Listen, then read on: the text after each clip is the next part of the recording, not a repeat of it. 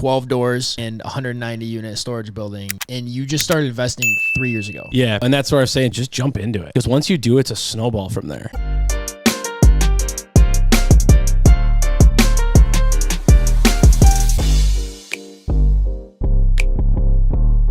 All right, we are here with Nate Duell. He is a Northern Michigan real estate investor with multiple long-term rental properties, as well as the most recent being storage unit building. Nate, what's going on? Not much. Heck yeah. All right, well, let's dive in really quick we're going to go through the real estate investing journey and how you got here to where you are right now. But give me a little bit about what you do, what your life's like, family, anything like that. Yeah. I didn't get started into real estate till I was like 29, 28 area. Before that, I was in law enforcement in college and stuff like that.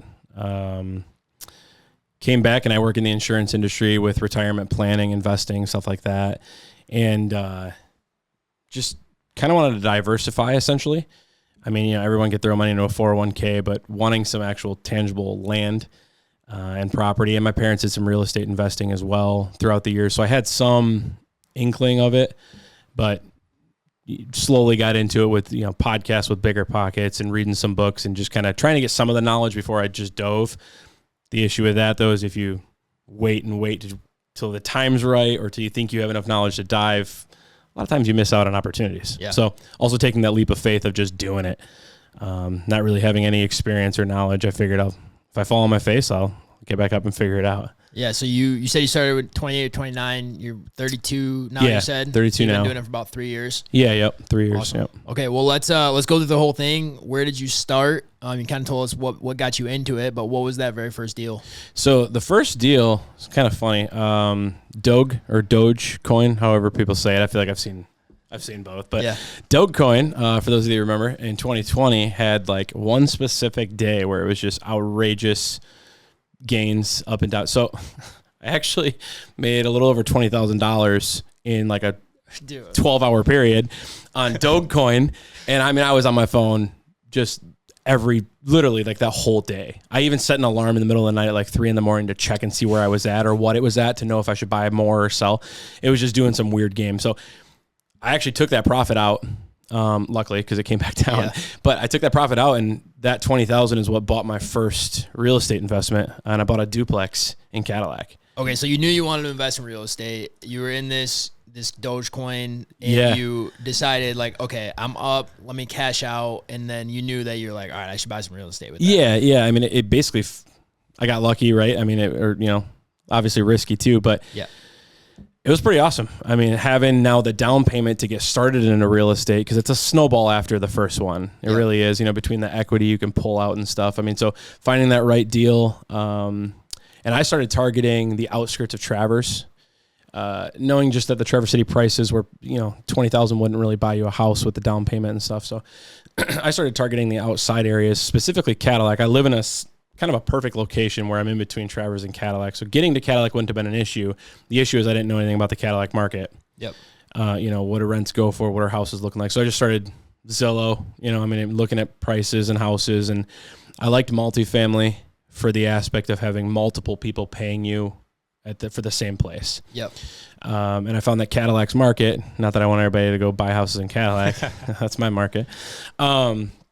Is you can buy houses a lot cheaper, but the return on investment is actually a lot greater for long-term rentals because I can charge a good rent, not as high as Traverse, obviously, but I can charge a good rent, and it's going to get me a larger net cash flow than what it would be in Traverse for that cost of the house versus what I can get. So I found my first one. It was a duplex. It was nothing fancy. It's an old house, but I could have 2 renters. And so I bought that with the Dogecoin as my down payment. And so I kind of called it the Doge House. And that's what got me started. Yeah. So, okay. So yeah, let's just break that down a little bit because for people who don't know, Traverse City, the average price to purchase, I should have pulled the stats for this, but it's a lot higher than it is on the outskirts. This is a very desired area. So, I mean, the cheapest duplex you see around here right now is like $325, maybe more for the cheapest duplex. Whereas we go down to Cadillac, I can't remember, what did you get that for? I got that one for $80,000. $80,000. Yeah. So we got a duplex in Cadillac for $80,000. Yep.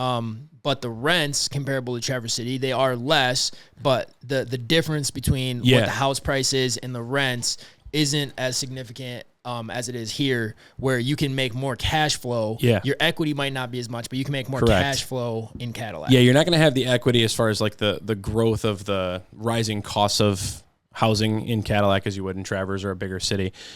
And I knew that, though. My goal starting off was cash flow, make a few deals happen, buy some cheaper houses, scoop them up kind of thing. Yep. And it all, again, it's amazing because once you make that first deal, you make that first step of faith, essentially, or just jump in, it is a complete snowball from there because now you have a house, right? People are paying the mortgage, so you're not even paying any of the bills. You get your down payment back eventually by the time the rent comes in and everything. But basically, I mean, you have debt on the books, but you're not paying any of it. Yeah. Right. So, tenants paying down your debt on your house. Yeah. And I mean, you're going to have a bunch of conflicting answers or, opinions with this. You're going to have, being debt-free truthers, which is great, being debt-free, your bills are lower. But the way I look at it with real estate, I mean, there's not a billionaire or multimillionaire that will tell you debt is bad. I mean, you can't get there without debt.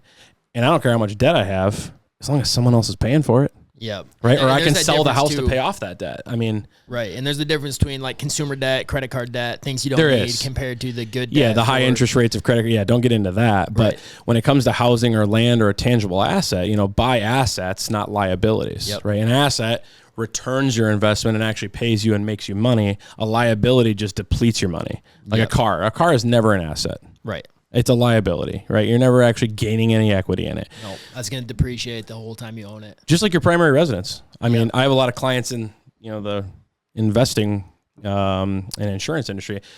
A lot of them will tell me, and it kind of, little tick in my shoulder kind of thing, but that their largest investment is their house. And in my head, your primary residence is not an investment. It's really not. I mean, you can ride the equity and, down the road. You can make it an investment. Yeah, you can have equity in it. But the thing is, if you don't sell it and pull that equity out, it's really bleeding you. Yeah, you're paying every month. There's actually a lot of big real estate investors that will rent their houses because they're taking their money and that big down payment that you would use to buy a house, they actually want to use it to buy an investment property. Right, yeah. If you take the equity out of your house, then you're using it as an investment because that equity is going to return buying you something that will pay for everybody's mortgage. Yep.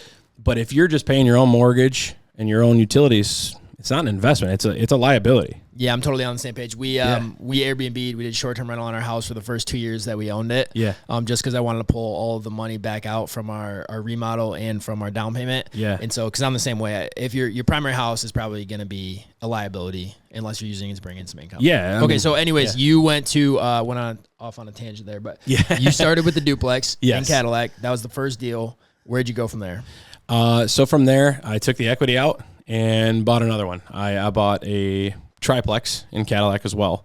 Yep. And really quick, when you say pulled the equity out, what did you do for that? So I bought the house for $80,000, right? Maybe did some minor repairs, and then basically had the bank go and do a home equity line of credit or a HELOC, and essentially what they do is they give you a checkbook for the equity of what the house is worth compared to what you owe on it, right? Yep. So that's where you got to find the right deal because you want to find a house that you're not paying top dollar. There's no equity there until you pay for it for multiple years or do a huge remodel or something. But was finding a house that had some equity. It wasn't a lot. I mean, I think they gave me a HELOC for $25,000 kind of thing, if that. Maybe it was $20,000. But that $20,000, I'm going to take and I'm going to buy another house with it. And again, that's the benefit of investing in a lower price point market because $25,000, you're not going to buy a duplex in Traverse City, but $25,000 in Cadillac can get you to the next deal. Right. Yeah. I mean, you got a lot of outskirts, the Kalkaskas, the Beulahs, even parts of like the Interlochen, Mesik-Manton area, whatever.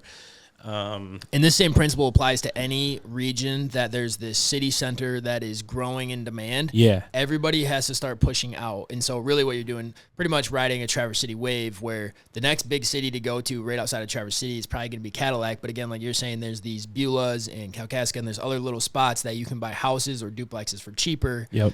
But you're also going to know that there's tenants for that too. Yeah. Yeah, 100%. With the equity on the Doge house, I bought a triplex. So now I was at 5 doors and had 5 renters. And so I was kind of obviously learning if I liked it or how it was going or how to manage them or what software to use for payments and all that or leases. Yep. And I mean, quite frankly, I Googled the lease. And then I realized I didn't really care for the Google lease. So I actually contacted like an attorney to get a real one. Yeah, but, definitely recommend that. Yeah, I would recommend that too. I mean, you want to make sure it's right for both of you. And if you are going to pull one off Google, run it by the attorney. Anyways. Exactly. Yeah. So little tips and tricks there, right? And then from there, I even got into creating a relationship with some of the local trailer parks around town and the managers that run those. And the trailer parks have obviously less expensive houses with trailers. Yep. You can move them if you need to or want to, but you can basically, I would say, scoop them up for a lot lower cost, especially the ones that are kind of run down or that haven't been taken care of. The park wants those to look nice. Yeah. Right. And so the park is, a lot of times, if it's really trashed, they will actually pay to have it removed and buy a brand new one to put there. So what I was doing was I was going in and saying, hey, I'll buy it. I'll fix it up so you don't have to go spend the money to remove it because it costs them like 10, 15 grand to transfer it and trash it to buy a new one. I'll fix it up and resell it or rent it. And at that time, you were able to rent it. Yep. Nowadays, there's new rules, at least in this area, that you have to live in it. So I have grandfathered at least for that, like for the ones that I have one left now. But I bought 4 in one summer doing that. I mean, I used 10, 20 grand, went and bought a trailer, fixed it up, spruced it up, some TLC type stuff, and then flipped it. Yeah. Or threw a renter in a couple of them and I rented a couple of them out for 6 months to 2 years or whatever. But it was kind of a nice summer little job to work on something as far as some remodeling type stuff. Yeah. And then it also provided cash when I could turn and sell it and make, 10, 20 grand, not quite 20 grand, but it's a trailer, right? So yeah. You're not going to sell it for 50K if you bought it for 10 most likely, but making an extra 10, 15K in cash. Now I can buy another deal and kind of, my goal was always to get to the next bigger deal. Yep. So now I do a lot less of the smaller deals and try to get a little bit bigger, more equity-based deals. But the cool part about this is that, like, you mentioned it before in the other podcast that we did about the storage units, but you just jumped into it rather than being like, okay, I need to wait and save up 100 grand before I can buy a duplex in Traverse City, whatever it is. You're like, okay, I'm going to buy this one Cadillac, then I'm going to buy a triplex in Cadillac, now I'm going to buy these 4 trailers. And so you were using the cash from all of these, and you're basically building this snowball that you're able to use to keep pushing in your real estate investing journey. So maybe not exactly where you wanted to start in your mind, maybe it was, but it was a way to get into it. It was a way to start. Yeah. Yeah, I mean, that was the thing, was I just needed to do it. You could put it off for forever and then wish you did this or wish you did that. Well, I didn't want that feeling in the back of my head. I'd rather just do it. And then if I failed, I'll fail. I'll sell the house. Right? And by the time you maybe buy one in Traverse City or buy a bigger deal like the storage units, you've been through all these experiences. You know how to manage tenants. You know how to buy deals, how the contracts work. So you just have all that different experience. Yeah, 100%. You learn so much better than just watching YouTube videos. Yeah, I mean, for sure. I mean, you can learn a lot online, but you also just need to go do it. Yeah. So awesome. So, okay, so you have the duplex in Cadillac, another triplex in Cadillac, 2 to 4 trailers, depending on if you flipped them or had some renters in there. Yeah. What was next? Constantly thinking storage units along that time, but nothing happened, or I guess I never really dove into it much, but bought another triplex in Cadillac there on the main business drag. That one was sitting on the market for over 100 days. I know that. There's a story about that one on my Instagram, so you should probably go look at that if you want to. That's a good story, yes. I mean, this house was sitting, it was kind of dilapidated. We figured out why it wasn't selling. We went and saw it, and the upstairs tenant wasn't letting us dog out to go to the bathroom ever. Yeah. So you can imagine what that smelled like, looked like, but there was scat everywhere. Yeah. I mean, the floor was ruined, right? The walls were disgusting. The guy just, it was gross. So one of those 3 units was basically disgusting. The other 2 were decent. I mean, they were rentable. They had tenants in them, and they were nice. I mean, we looked at the first 2, and we're like, why is it still on the market? Yeah, I didn't know why. Makes sense. Yeah. Everything is good. And then we saw the third one. Yeah. And they're like, oh, okay, yeah. Yeah, it makes sense. So I'm like, man, it's going to cost, $15, $20 to clean this up and remove the floor and the paint and you name it, right? So I know we hesitated on that one. We didn't make a deal at first, actually. And then it sat on the market longer. They even lowered the price, I believe, for a second there. And I told them, I was like, I'll buy it if you guys kick that tenant out. Yeah. But I don't want to buy it, wait another 30 days to give him his notice to get him out, and then start working on it from there. I want him out by the time I buy it. And they did work on getting him out. They finally did. And then they did the remodel. And the cool part about that is they got him out and they did the remodel. They never updated it on the MLS because we were already lined up to buy it in that time. Correct. So we had the competitive advantage of just asking the question, which is a common theme amongst what you've done. Yeah. Is just put yourself in that position, ask, and the worst they can say is no. Yeah. You're able to get that. And we did pay a little more because they put the money into the remodel than what original. So, but I was okay with paying that because I knew that I have 3 rentable units right from the get-go. Yep. And some of the updates they did, you know, I went in when we bought it. I redid the kitchen and stuff. It was redone. It was, there wasn't poop all over the ground, but I wanted it done a little bit differently, a little bit nicer. So I modernized it a little bit more, repainted, redid the kitchen completely. And again, just kind of adding more equity. But I also knew that we bought it at a good price because it was on the market so long. The seller was overseas, I believe, actually in the military. He wanted nothing to do with it. And he just wanted to offload it essentially. So we were there and scooped it up. And then I owned that one for like 9-10 months, rented out the 3 units for those 10 months, but decided to sell it basically to put money in other avenues or areas, and walked away making some good cash. Yeah. So I think we skipped this part, but you did also by this point sell that duplex as well. I did. Yeah. So in 2023, I sold the duplex and this triplex. So my first investment house I sold, I owned it for just over 2 years kind of thing. And then also the triplex. Yes. Yep. So, okay. So you got into these units, either fixed them up or had them fixed up, got tenants in there, increased the cash flow. Yes. Sold them for top dollar. Yeah. We're able to pull some money out of that. Yeah. And then this brings us to where you're at now in the last investment that you just made most recently. Which, if you want to explain that. Yeah, with the storage units. Yeah. I mean, the storage units were something I wanted to get into with sticky tenants. America has a lot of junk that they want to store. Yeah. So, yeah, I got into that. Cold calling different certified that's the storage units I bought, certified storage. Little plug there. There's a little plug, yeah. Different storage units around northern Michigan. And just cold called them, asking for the owner, asking if they'd ever be interested in selling. Most people never called me back or just said no. Right. But getting into that slowly and made that deal happen. And it took a while. I mean, it was about a year of like talking and calling and then 6 months of negotiations when I actually found the deal to happen. Yep. To get it to close. And we closed on that in 2023 in the middle of selling the other 2, the duplex and the triplex. So kind of a lot going on.